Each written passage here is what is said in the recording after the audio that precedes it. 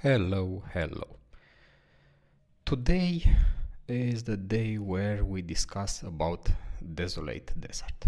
It's an event that will start pretty soon, and I want to cover some tips, some tricks, some basic information, and so on.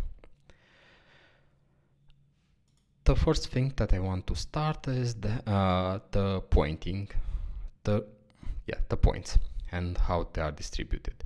So it is very important to do gathering. Also, 100 units of any resource gathered will give you 15 desert points. Level 41 to 45 of the common tribes will get you 14.5k desert points. Also, be aware that higher level, like 45, will also give you more skill points that can be used to grow your skills for your heroes.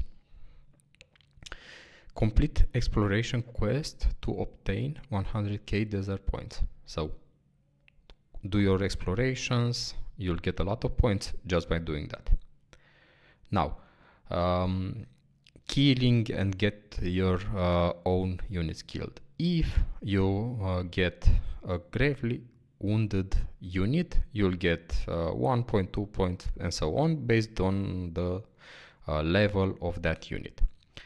If you manage to kill it, you get 5 times that amount of points. So a T1 will get you 5 points if you kill it. And you'll also get points if you get your own units killed. So if you get 100 T1 deads, you'll get 200 points. Complete Ancient Dune quest to obtain different amount of points. So those are some events. I think you have, so at least this was until now, you have 3 Ancient Dune events by default, and with some Empire coins you can unlock 3 more. My recommendation, of course, is to go for the legendary ones because they are on different levels. Let's say legendary, epic, and common, something like that. And the higher rank will give you higher rewards. And they are pretty easy to do. Do them. When the alliance occupies a level 7 city, all allies will obtain 1k DP per minute. Okay, during the peaceful Riverland event, each troop station within the range of the Tower of Rotation will obtain 2k desert points per minute, and each participation in defeating a guardian will grant you 100k desert points. So it is very important to take part in those events. Also, while peaceful, I need to verify something before peaceful Riverland. No, I was thinking about Tower of Rotation, but I do not see here peaceful Riverland. Okay.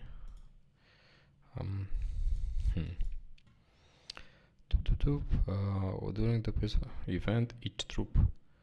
Oh, stationed within the Tower of Rotation. Yes. So the event is called in that way. How I remember this Tower of Rotation. Yeah. So it is very important to participate in each of those. And what is also very important is that those tribes, those guardian, will drop chests. Try to get only the gold chests, legendary or however they are called, because they offer more resources. At least what was until now, you can get 10 of those per day. So yeah, do that because you get a lot of points plus items. When the alliance occupies the Aeropalace, all allies, yeah, so basically this is at the end of the game. Yeah, they are important. I will not go over the Aru part. Map elements, will go in a different way to discuss about them. You can look here if you see something interesting. Good. So, first thing first, every player that plays in an empire should relocate into the Desolate Desert.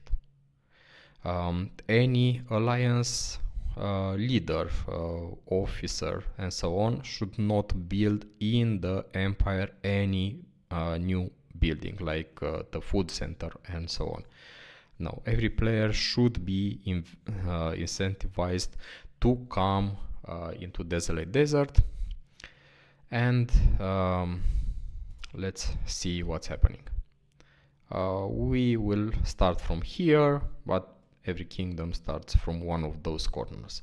It is called Z1, Zone 1. There, in this zone, it is completely safe. It is only your empire, and nobody can cross inside Zone 1. So, again, Zone 1 is the most safest place that you can be. If you think that, okay, I'm too weak for Desolate Desert, don't worry about it. Zone 1, it is safe. You can come, you can make points for your empire, and your contribution is important. It doesn't matter if you are play to win, free to play, whatever. Good. That's Zone 1. Here it will be pretty rough to gather resources, because again, it will be your entire empire in this small area.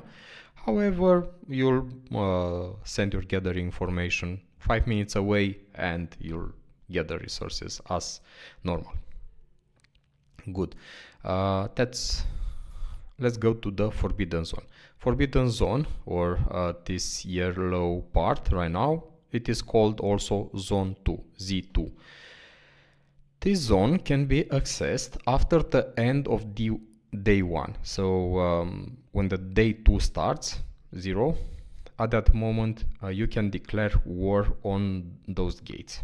Every empire has 4 of those gates. They can declare war. First of all, they need to kill the garrison, and after they kill the garrison, they need to destroy the structure. Some basic information here. Kill the garrison with your combat troops, and afterwards destroy the structure with swords, because they have the highest siege.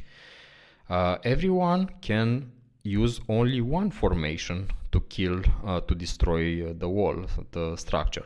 So if you want to do it faster, use one unit to solo attack, destroy the structure, and someone will do a rally. Everybody that joins that rally should be on swords. So the rally leader should look who joined, and if it's not with the swords formation, kick them out and allow players that join with swords to join.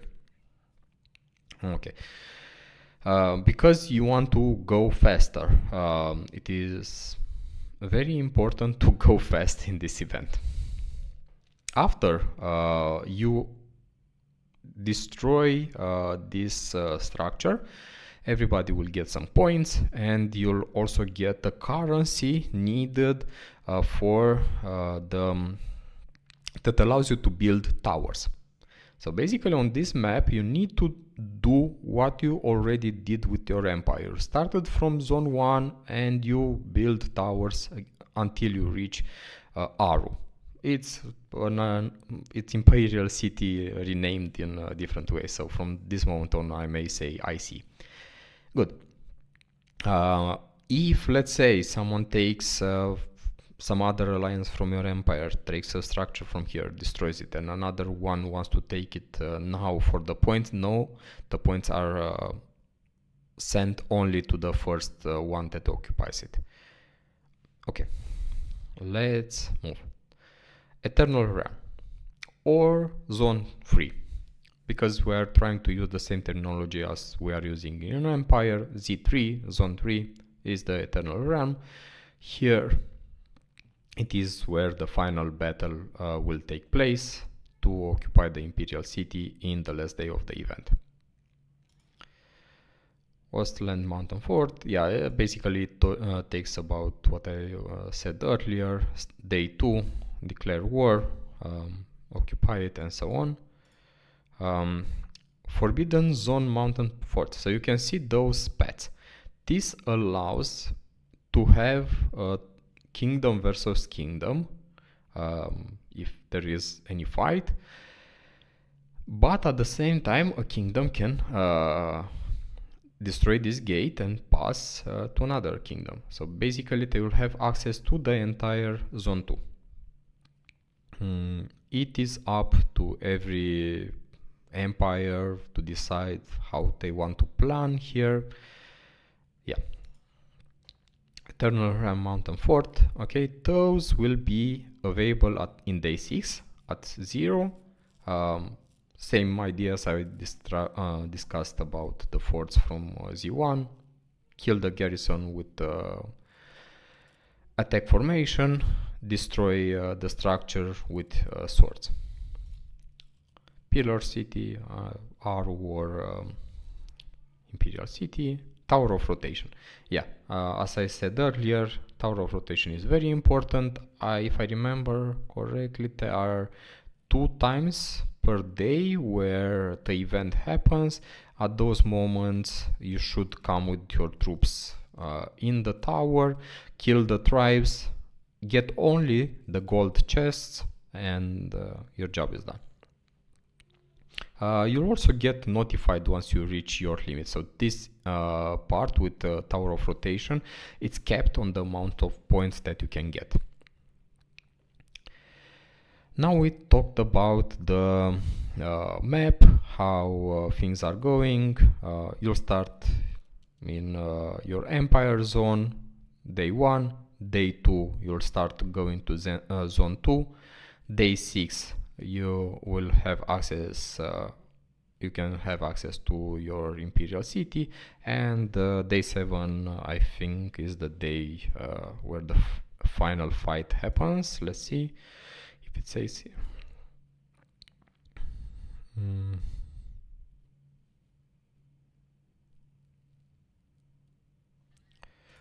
Here on day 7, yeah, so I was right on that part.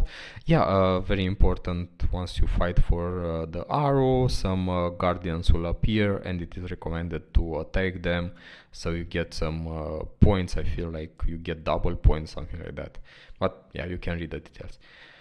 Now, what you do inside this Desolate Desert? First of all, you gather resources.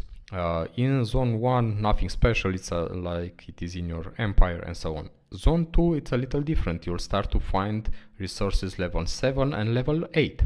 So that means faster, more resources gathered in the same amount of time.